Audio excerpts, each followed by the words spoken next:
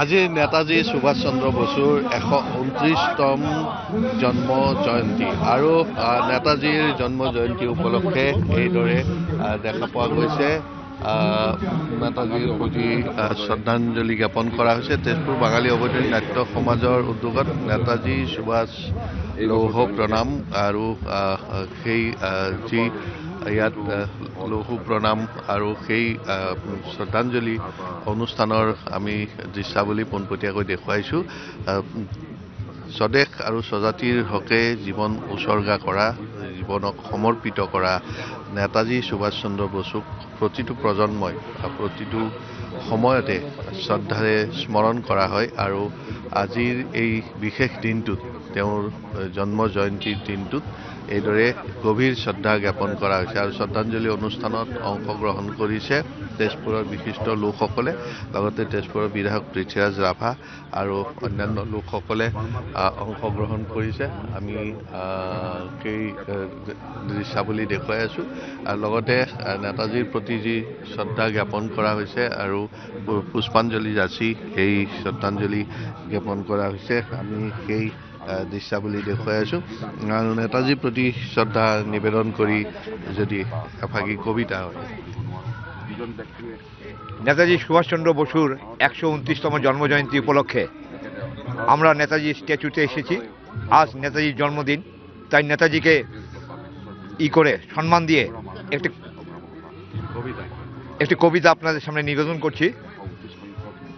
আমি সুভাষ, তোমার পাথরে দিয়েছি মালা, তোমার পাথরে দিয়েছি মালা, এত ফুল তুমিই ঢাকা পড়ে গেছো।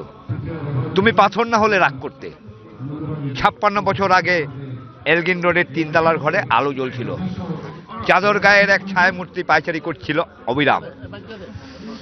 তাদের চেহারাকে বুদ্ধ বানিয়ে তুমি তখন অন্ধকার চিরে ছুটে চলেছ আলোর পথে। দেশের মানুষ কাকপক্ষী কেউ টের পায়নি। তুমি চলে যাবার পর 56টা শীত, বর্ষা, গ্রীষ্ম উধাও। সেই থেকে প্রত্যেক জানুয়ারিতে তুমি পৃথিবীর এপাড়া ওপাড়া সব পাড়াতেই তোমার অনশ্বর পায়ের ছাপ, সব রাইফেলেই তোমার বুকের বারুদ, সব কুচকা আওয়াজেই তোমার স্বপ্নের ছন্দ। পরশ পাথরের মতো স্বাধীনতাকে খুঁজেছে তোমার অন্তরে লুকিয়ে থাকা খেপা। তোমার গন্তব্য ছিল স্বাধীনতা, তোমার স্বপ্ন ছিল স্বাধীনতা, তোমার প্রেম ছিল স্বাধীনতা। তুমি রক্ত চেয়েছিলে স্বাধীনতার জন্য, তাই তুমি পাথর। যারা স্বাধীনতার আড়ালে চেয়েছিল গদি, চেয়েছিল সিংহাসন, ইংরেজদের ছেড়ে যাওয়া লুটের রাজ্যপাট, তারাই রইল সুখে। ধন্যবাদ। আৰু এই মুহূৰ্তত বিধায়ক পৃথ্বীৰাজ ৰাভা আছে। আজি কি ক'ব নেতাজীৰ জন্ম জয়ন্তী দিনটোত?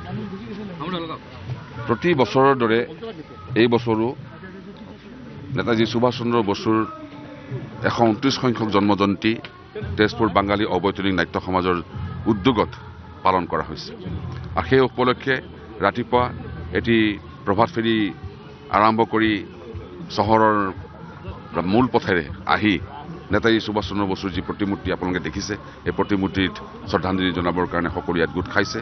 আৰু নেতাজী সুভাষ চন্দ্ৰ বসু কলিকতাৰ পৰা তেওঁৰ জীৱন সংগ্ৰাম আৰম্ভ হৈছিলে আৰু কলিকতাৰ পৰা জীৱন সংগ্ৰাম আৰম্ভ কৰি ভাৰতৰ বিভিন্ন ঠাইত তেখেতে প্ৰচাৰ প্ৰসাৰ কৰি ভাৰতৰ বাহিৰলৈ গুচি যাবলগীয়া হৈছিলে। আৰু ভাৰতৰ বাহিৰলৈ গৈ যেতিয়া south east Asia, Indonesia, Thailand ইত্যাদি ইত্যাদি জেগাত ঘূৰি ঘূৰি ঘূৰি ঘূৰি শেষৰ পৰ্যায়ত যেতিয়া তেখেতে আহি ম্যানমাৰ, আজি বাংলাদেশ, আজিৰ ম্যানমাৰৰ পৰা অসম, তেতিয়া অসম আছিলে, নাগালেণ্ড পৰ্যন্ত, অসম পৰ্যন্ত তেখেতৰ প্ৰভাৱ পৰিছিলে। আৰু অসমৰ বহুত সৈন্য, বহুত যুৱক সেইখিনি সময়ত তেখেতৰ সৈন্যবাহিনীত যোগদান কৰিছিল। তাৰে ভিতৰত এজন স্বনামধন্য সৈন্য আছিলে দামচন্দ্ৰ মহন্ত।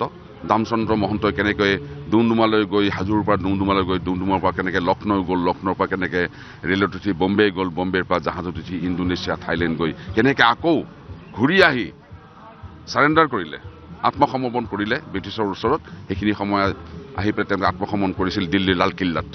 গোটেই কাহিনী মই এতিয়া তেখেতৰ ওপৰত এখন সেই কিতাপ লিখা আছে আৰু তেখেতৰ সেই কিতাপখনক মই বাঙালীলৈ অনুবাদ কৰিবলৈ আৰম্ভ কৰিছোঁ আৰু অতি শীঘ্ৰে সেইখন কিতাপ বাঙালীলৈ অনুবাদ হ'ব আৰু বাঙালীলৈ অনুবাদ হোৱাৰ লগে লগে গোটেই ভাৰতবৰ্ষ যদি এই কিতাপখন প্ৰকাশ পাব আৰু প্ৰচাৰ হ'ব।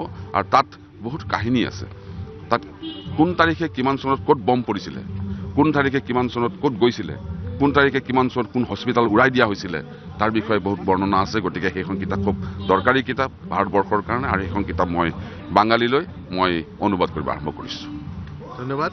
আৰু এয়া আছিল তেজপুৰৰ বিধায়ক পৃথ্বীৰাজ ৰাভা। এইদৰে নেতাজী সুভাষ চন্দ্ৰ বসুৰ প্ৰতি শ্ৰদ্ধা নিবেদন কৰা হৈছে। আৰু তেজপুৰ বাঙালী অবৈতনিক নাট্য সমাজৰ উদ্যোগত আয়োজন কৰা আমি জানিব বিচাৰিম যে বাঙালী অবৈতনিক নাট্য সমাজে প্ৰতি বছৰৰ দৰে এইবাৰো নেতাজীৰ জন্ম জয়ন্তী পালন কৰিছে।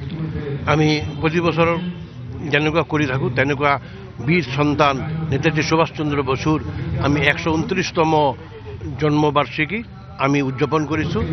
আমাৰ সকল মানুহে আমাক সহযোগিতা কৰিছে। আমাৰ মাননীয় বিধায়ক পৃথ্বীৰাজ ৰাভাদেও আমাৰ লগত সহযোগিতা কৰিছে। আমি ইয়াত আজি আহি নেতাজীৰ মূৰ্তিত আমি মাল্যদান কৰিলোঁ। আমি সকলো ইয়াত উপস্থিত থকা সকলো সদস্যক আমি ধন্যবাদ জ্ঞাপন কৰিছোঁ।